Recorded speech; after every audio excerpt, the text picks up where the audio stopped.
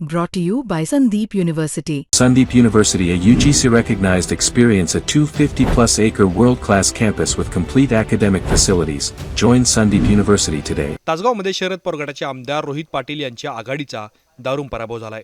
24 पैकी केवळ 11 जागा रोहित पाटलांच्या आघाडीला जिंकता आल्या. याशिवाय त्यांच्या आघाडीचा नगराध्यक्ष पदाचा उमेदवार सुद्धा पराभूत झालाय. दुसरीकडे लोकसभा आणि विधानसभेला सुद्धा पराभूत झालेल्या संजय पाटलांच्या भाळी अखेर गुलाल लागलाय. सलग 2 पराभवानंतर संजय काकांनी तासगावात जोरदार कमबॅक केलंय, ज्याची महाराष्ट्रभर चर्चा रंगली आहे. संजय काका पाटील यांच्या स्वाभिमान विकास आघाडीने तासगाव नगर परिषदेवर आपली सत्ता मिळवली आहे. संजय काकांच्या आघाडीकडून रिंगणात असलेल्या नगराध्यक्षपदाच्या उमेदवार विजया पाटील यांनी बाजी मारली. तासगाव पालिकेच्या एकूण 24 पैकी 13 जागा संजय काकांनी तर 11 जागा रोहित पाटलांच्या आघाडीने जिंकल्यात. निकाल लागल्यानंतर संजय काका पाटलांनी खास शैलीमध्ये रोहित पाटलांवर टीकेचे बाण हाणलेत.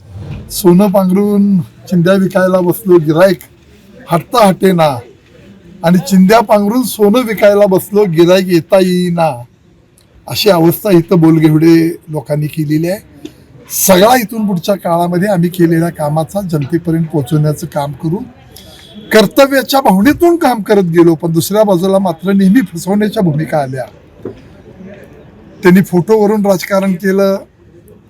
त्यांच्या आईंना ज्यावेळी आबांच्या नंतर उमेदवारी दिली गेली त्यात संजय पाटलाचा रोल मोठा होता आणि वहिनी नाही आबा गेले, त्यांच्यावर आमचं वैर गेलं. म्हणून ताकदीनं आम्ही वहिनींचं नाव पुढे आणलं होतं. त्यांच्या घरात कुणी उमेदवारी मागितली होती, आईंनी शरद पवारांना काय सांगितलं होतं ते आता मला सगळं काढायला लावू नका.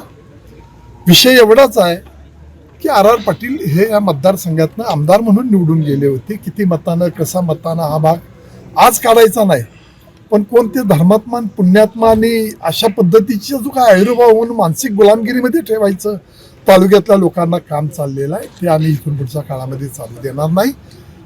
लोकांच्या कामासाठी ही पद्धत दिलेली आहे. तुमच्याकडे 40 वर्ष आमदारकी आहे. तुम्ही कसे निवडून आलात, कोणाची मदत घेतली, कुठं बसलात, कुठल्या समाजाची मतं घेऊन तुम्ही केलं, ते सगळं पुराव्यानिशी आम्ही उद्याच्या काळामध्ये दाखवू.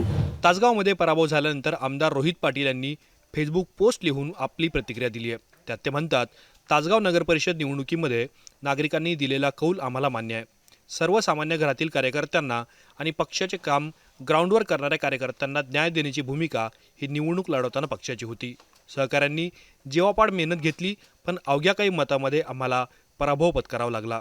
येत्या निवडणुकांमध्ये ताकदीने काम करू आणि विजय मिळवू. निवडून आलेल्या सर्व नगरसेवक व नगराध्यक्षांचे मनापासून अभिनंदन. या शहराच्या सर्वांगीण विकासासाठी दुजाभाव न करता आपल्या सर्वांना एकत्र घेत लोकप्रतिनिधी म्हणून मी निश्चितपणे काम करेन, असं म्हणत त्यांनी पराभव मान्य केला. त्यामुळं आता रोहित पाटलांच्या पराभवामुळं सांगलीत संजय काका पाटलांची राजकीय ताकद वाढल्याची चर्चा आहे. सांगली जिल्ह्यात राष्ट्रवादी शरद पवार गटाला ईश्वरपूर आणि आष्ट्यात विजय मिळालाय.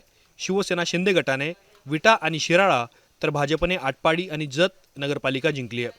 काँग्रेसचे आमदार विश्वजित कदमांनी पलूस नगरपालिकेवर पुन्हा एकदा विजयाचा झेंडा फडकवल्याचं पाहायला मिळालं. सांगलीहून स्वाती चिखलीकर सोबत ब्युरो रिपोर्ट, मुंबई तक.